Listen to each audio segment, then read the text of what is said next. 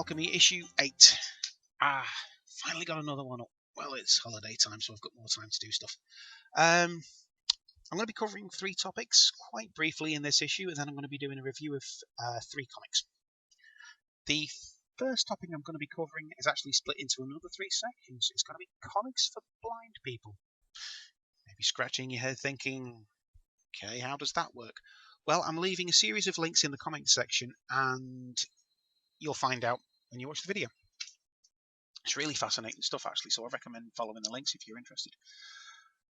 The 3 reviews for the comics I'm going to be doing are Mouse Guard, Sunstone, and Granville. That was it. Couldn't remember for a second. Be warned, Sunstone is over 18 material only. Okay, I'm not going to be showing you any graphic pictures from it, but the comic itself is over 18, mature readers only. Brilliant stuff, but not for kids. Okay. So anyway, on with the issue. There's a school of thought out there dedicated to getting comics into the hands of the visually impaired, and some people have seen that immediate obstacle as a challenge rather than an obstruction. Philip Meyer is tackling that challenge with his comic Life, a tactile comic for blind people. Printed on special embossing paper, Life started out as a digital comic and has been refined down to 4 frames per page with numerics to indicate the reading direction.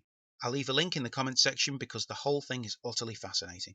Tim Quinn, the legend of Marvel UK and promoter of all things cool, was a part of a similar project at St Vincent's School for the Blind on Merseyside. Follow him on Facebook, he's quite cool. Over in Lapland, artist Ilan Manush came up with a comic about 2 climatologists in the North Pole. It was realised as something that has been labelled a shape reader. Raised ideograms on wooden boards represent emotions, moods, characters and so on. This tactile feedback or haptic method of storytelling is more involved with the sensations of a situation rather than using braille to try and describe the scene. In December, DC and IDW Comics are publishing Love is Love, a 144-page comic made up of 1 or 2-page stories created by a plethora of writers and artists. All the proceeds are going to Equality Florida and its fund to support the victims of the Orlando shooting. It's priced $9.99, and the site for more info is in the comment section below. Action Labs are giving away 5 million comics on Veterans Day to schools across America. Millie Teddy Bears issue 1 is being used in a program to get kids to read. Diamond, Pop Culture, Classroom, and Reading with Pictures are all part of the scheme, with the long-term goal of not only getting kids reading, but into comics. To finish, I've got 3 short recommendations. So the first comic I'm going to be reviewing is Mouse Guard, Autumn 1152 by David Peterson, published by Titan Books and available on Amazon and in good comic and bookshops for $12.99. It's an epic fantasy, Tolkien-esque in its scope, and David Peterson has created a structure on which to build this wonderful fantasy that has its own terminology, its own mythology, and it's an ever-growing world that he's built. The story follows 3 of the Mouse Guard, Liam, Saxon and Kenzie, as they uncover a web of intrigue and mystery and betrayal in the mouse community. If you enjoy epic fantasy, if you enjoy world building and well-formed characters and settings, this is the comic for you. I would recommend this for kids, maybe not overly sensitive kids. There's nothing gory or sexual or violent in it, but the action can be hard-hitting. The story elements might go a little bit over the heads, but it is suitable for kids ultimately. Just not overly sensitive kids, maybe 8 and upwards. Good read, especially for fantasy buffs. The next comic I'm reviewing is Granville by Brian Talbot, published by Jonathan Cape of London, and priced between £14 and £16 depending on where you get it, which could be Amazon, a good bookshop or a good comic shop. And this is an odd one.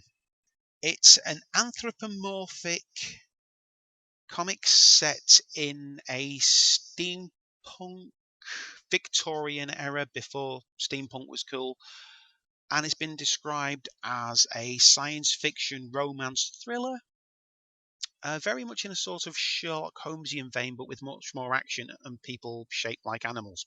Brian Talbot's world building is very similar to David Peterson's in the last review. It is detailed and expansive, with a clear history of why this comic is the way it is. He's one of those creators that isn't just holding your hand around this world that he's built, much like I feel Tolkien does, but he's introducing you to the characters and their situations and their dramas and their plots and their romances and all of these things and their feelings, and you really, really get to know them. The lead character is Inspector LeBrock of Scotland Yard, who is the badger on the front of the comic. He's a very abrupt, very astute character, and he isn't like Sherlock Holmes. He's just that sort of lead character, one that you can't help but get behind. If you're into science fiction, romance thrillers set in a Victorian steampunk era involving anthropomorphic characters, this is the comic for you. Okay, here's the one that's definitely not for your kids.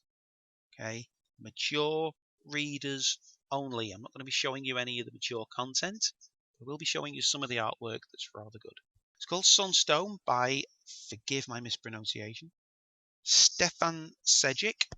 It's published by Top Cow Productions, which is a subsidiary of Image Comics.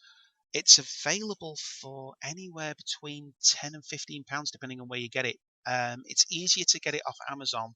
You could probably order it from a bookshop or a comic shop, but I get all mine off Amazon. It's started out life on DeviantArt as just a collection of small strips, and then it wound up getting published by Image because it just is that good. It's a beautiful, heartwarming, funny, dramatic, tragic story of two women meeting, falling in love, tying each other up, and having an awful lot of fun in a BDSM relationship. So yeah, not for kids. And if you're thinking, oh well, it's just like 50 Shades of Grey but with two lesbians, no, it's not. This puts that in the shade. No pun intended. Right from the outset, it's heartwarming because it sort of gives away the ending right at the outset, but it's the story of the journey, not the story of the ending, that's more important. It has plot convenience in order to keep the story moving. It doesn't want to get bogged down in mundanity. It's a romance that just happens to involve a lot of ropes, chains, whips, and two lesbians. It will make you laugh, it will make you cry, and yeah, it probably will make you kind of excited, but that isn't the purpose of the book. The purpose of the book is just to tell a really good story that happens to be of a very fun subject. Trust me, Sunstone, if you like a good romance story and don't mind it with extra sauce, read it. And again, reiterate, not for kids. Okay? So there you go. 3 comics reviewed, bunch of subjects covered, and comics for the blind. How brilliant is that? Seriously. Solution to a problem that I didn't even think existed. Check out Tim Quinn on Facebook. He's a remarkable chap. Check out those sites that I'm going to be listing in the comments section. If you have anything to say, keep it clean, keep it nice, keep it friendly, keep it in the comments section. Check out my website and email me with any inquiries. Take care and have fun reading comics, and I'll see you soon with an episode of Full Colour Reactions.